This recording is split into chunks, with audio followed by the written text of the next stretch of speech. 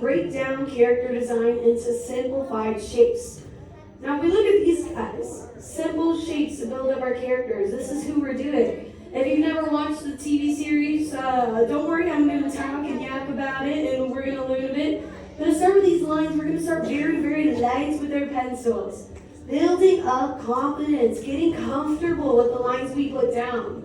When you feel more confident, that's when you go with a heavier hand and you make a harsher line to create a very bold line.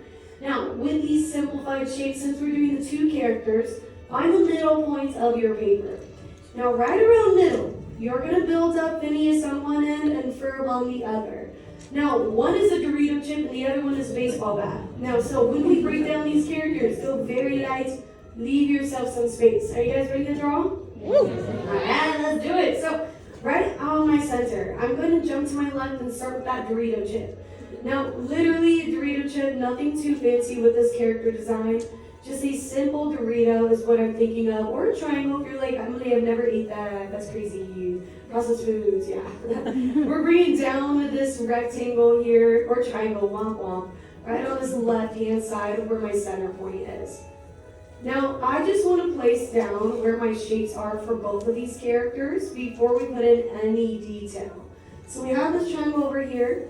Ferb is literally a baseball bat with a nose. So we're jumping towards this top, and I'm drawing downwards a cylinder. From my top rainbow, going down towards the base of my paper, this bottom cylinder here on my right side.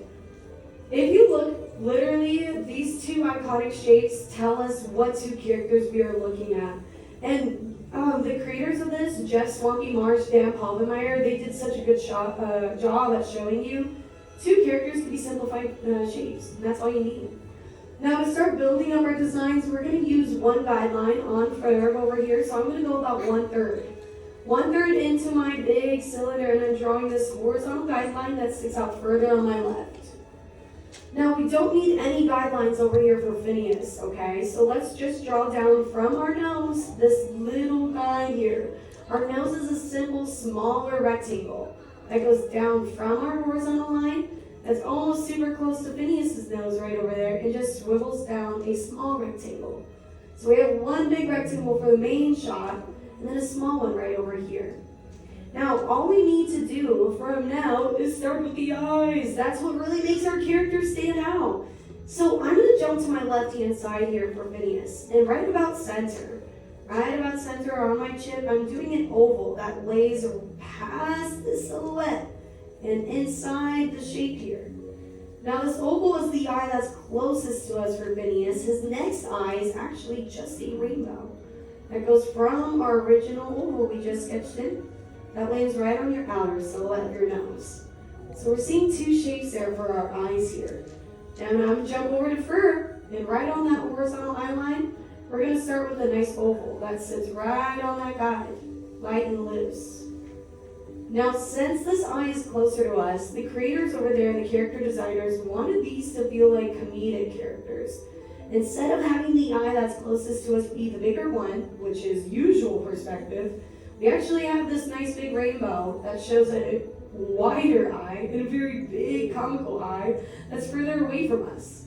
So in front of our oval is smaller, that sits close to us. And the eye that's further away on the left-hand side reaches outside of your sphere, or there, your big cylinder, and rests right on the nose. Now we have some placements of our character. I wanted to put in our base silhouettes for our shirts here for both our characters. Then I'm going to teach you to lock in. On this left side for Phineas, on the bottom of our neck, let's go in with a U. Right underneath it, we're mirroring this U, giving Phineas a collared shirt that basically looks like a donut. A U right on the outer edge, and I'm going to swivel up these C's on my left-hand side, touching my Dorito chip, bringing up two C's, creating a donut shape. Now for Ferb's outfit, we're going to go right on the base of our shapes here and just put down a flat little line that sticks out barely on the left and the right-hand side there. I'm going to make these two little arrows downwards, going from my center to the outer silhouette of that flat line, creating this nice little collar here for Ferb. Now, I'm going to teach you to lock in. Let's go ahead and see some things. Actually, womp womp, I'm going to show you one more thing before we lock in. Ears. So these characters' ears sit slightly in the foreground of the lines we need to make nice and heavy. So I go look at Phineas, and I go just above the halfway point on his back line, where the back of his head is. Let's do a nice big C curve. C curve right above halfway for Phineas. And then for Ferb, right underneath our horizontal eye line, a C curve right underneath it that goes the opposite direction. Now, when Dan and both Swampy were here chatting us up, teaching us how to draw these characters, they came to the academy about a month and a half ago. We did get to draw with them. It was really fun. Now, they did give me some insight. When we draw those ears, no matter which way they're looking, it's always going to be a number 3 or a letter E that's capitalized. So if you're looking this way, it's going to be a letter E. If you're looking this way, it's going to be a number 3. And so for the inside of our ears, we're just going to jump on in. It's going to be an E here on Phineas. Nice big capital E. And for Ferb, a number 3. Voila. All right, now let's learn how to lock in. I'm going to go right on my ear on Phineas, and I'm going to teach you from this back silhouette. Everything's been light and loose, a little messy, a little sketchy, and that's fun because, you can only be sketchy here at the whole resort. So have fun with it. But guys, we got to lock in, right? I'm joking. Using a little bit of pressure on that pencil, you find your favorite, most confident line work. Out of all those rough, sketchy lines, you kind of want to narrow out your favorite ones. Once you do that, allow yourself to build this pressure down onto your pencil, going back and forth, creating this very bold, confident line. When you do this, when you create this bold, confident line, all those rough and sketchy lines will just start to fade away. This is the beauty of rough sketching. If you're disliking some of your lines, keep them light and loose. It's like a magic trick. The things you don't want to pay attention to end up blurring away into the background. If you look at my drawing right now, and you're looking at the lines that I have locked in, right? Those stand out. And if you look at the lines that I haven't locked in, they start to fade away. That's really the beauty of rough sketching. So have some fun with this. You are your own artist. You get to make your executive decisions. If you dislike something, keep it light. Have fun. That's really the premise of animation.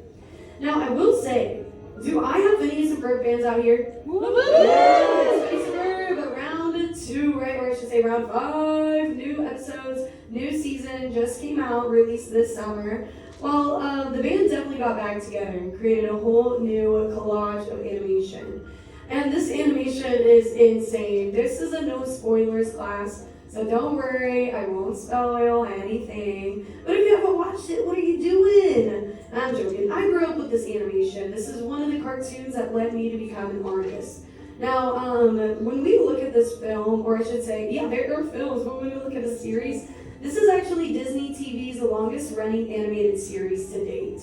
Now, before this specific cartoon, there was a different cartoon that was leading the board for a while. Let me sing this and let me see. Anybody know? Kim Possible. Kim Possible? Yes, so for a long time, Kim Possible was actually leading the statistics for the longest running 2D animated TV show. But for 16 years, and now we got a few more years on our hand with these new seasons, this series took over, which is pretty awesome. 16 years. Now, when we look at the running for that, why is it 16 years, Emily? Well, Jeff and Dan, they actually spent a long time creating this show. It took them 16 years for someone to even want to pick it up. They started writing this series, Phineas and Ferb, way back in the day when they were partners working on The Simpsons. Yes, so these artists, Dan and Jeff, they've been partners in crime and animation for years, working on other things such as Family Guy, Rocko's Modern Life. They're the creators of Cat Dog. They've also worked on SpongeBob and The Simpsons. Now, The Simpsons, that's where Jeff gets the nickname Swampy. And we actually get to see a lot of really fun, creative characters not only appear in those other shows, but also this show. Now, in this show, 16 years later, finally, the Disney company decided that Phineas and Ferb would be a good fit for their Disney TV series. Now, on Disney TV, why did it finally hit for Disney to choose them? Well, in the show, we learn that Phineas is always saying something, just keep moving forward. And he's always talking about innovation and new storytelling and creating. Now, that's something that these companies, specifically Walt Disney, really believed in and really agreed upon. Now guys, I need to show you a lip here for our Ferb guy. We're going to go right underneath our nose. Starting to stretch, we're going to go halfway through. It's this bottom part. Going outwards just a wee bit, I'm stretching out my lip. And once I hit that halfway mark, using this small little L, it should look like this very rounded out L shape for Ferb's lip here. That slightly sticks outside of our cylinder and goes right back on into that silhouette. Bring that curvy L. You do not want his lip to be sharp. Something about characters, if they're animated very round, very bubbly, that means they're kind characters. If they're animated very sharp with angular lines, they might be villains. And these guys are no villains here. Now with that line going back on in, I'm going to allow it to cut inside just a wee bit. I'm going to lock in the rest of this under part, right under his chin. Behind my ear, I want to make sure my ear sticks inside of my shape a little bit. Once again, showing that layering, hence why we drew those ears in before I locked it down anywhere. And I'm going to bring that neck all the way to the back. But right now, they're missing their pupils. Pupils in character design and animation is something known as waking up a character. Now, when it comes to specifically both these guys, they're animated a little differently. We know that Phineas is more of the very loud, outgoing, and behind him is Ferb, the brains, right? Helping make everything come into order, come to plan. So for our eyes, we're going to have bigger, more curious eyes for Phineas because he's a little bit louder, a little bit outspoken. So these ovals that sit on our top corner, we're going to have them looking outwards to the left. Maybe they're saying, where's Perry? Outwards to the left, a nice little oval. And since this eye is just cornered on in, I can just bring up that small half U and shade in these pupils nice and dark, nice and bold. Now for my Ferb over here on my right side, I'm going to utilize smaller little eyes because he's sometimes considered wall-eyed, right? Kind of funny. So in my right eye, I'm sitting closer in towards the left-hand side, small little pupil there, and then right past my small oval, I'm going outwards to the left, making a tiny little pupil. So now we have the faces. I need to put a smile in for Phineas. Phineas' smile is very, very simple. It's literally a U. Now, we really see the simplicity of animation and character design when it comes to all the characters in Phineas and Ferb. So let's bring upwards that smile here. A little bit lower than halfway on your left-hand side, you're just going to stretch out this U that starts leaning towards that eyeball there. Going inwards on your chip all the way up, stretching it towards that eyeball there. Now, for his hair, he has half of a buzz cut, half of like a nice big palm tree hairdo. So 3 little dots on the top by his hair on the left. Now the palm tree hairdo, literally palm tree style. We're going to create this by utilizing what's called shark fins or blades of grass. A set of 3 on both the right and the left directions. I'm using a parenthesis that goes upwards, creating a sharp point and swooping right back on in. Nice little sharp section up there. Now, one shark fin is great, but I'm going to really push and express this one to go further out towards the right, bringing in another big shark fin, and one final one that curves downwards more towards his eyeball. And when I bring this last curl down with a rainbow, I'm going to hit the silhouette of his hair, creating some depth over here. Now, when I have the back end, I'm going to do the same thing. I'm going to just keep these shark fins a little bit smaller, since it's towards the back part. Lock those in, bring those downwards towards that silhouette, make them very bold. Now, this series, though, super awesome. Now, the show ran from 2007 to 2015, so 16 years to make it. Finally got picked up, and when it was finally aired, we saw it start in 2007. Now, from there, it just ran. We got, 2 feature films, lots of series, lots of episodes. And now, guys, even outside on the weekends, you can meet Phineas and Ferb right outside our buildings, right across here. Pretty cool. And sometimes, Agent P.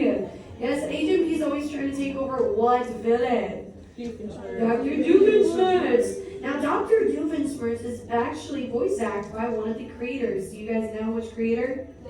Dan Povenmire. Yes, he is the creator and the voice actor. Now, I drew up my cylinder really big, so I'm going to pull down my drawing a little bit so we can get that hairdo up there for our Ferb guy. Now, where our hairdo up here, we want to think of a shooting star. Starting on the very top, he has a little bang. Yes, he's got the bang. We're going outwards above our left eye, drawing in a flattened out rainbow. Now I'm going to create this nice big rounded out, big stretched out little bank here on my front left. Now imagine drawing through. I'm going to pull this down. Oh, I'm going up the page. Ooh, scary. We're going to pull this down all the way to the far right side. Now imagine drawing through his head. You're going to create one more shark fin that sticks out on your far right hand side, going up and down. Now to make that star look, we're going to now cut inside of his head, bringing down one shark fin that sits right above his right eyeball. And the second shark fin is going to now curl over towards his left eye. So we have the start of our star. We're only seeing this main 3 pegs over here though, right? Now how do we see that back end of our star? We're going to go to the very top here, create this other little light that's shooting up, and then one more light that's shooting outwards to the right. And once you connect that all together, you should see 5 little stems here for your for your shooting star. Then you could just bring this bang with one more little flare that sits up and out. You can go ahead, lock this in, color that in, do whatever your heart desires, because you guys just drew your own Phineas and Ferb. Anything else you want to add will be considered extra credit here. The last marking, though, that every artist and animator absolutely needs is a signature. So somewhere on your paper, nice, big and proud, go ahead and sign your work, because you all just drew your own Phineas and Ferb.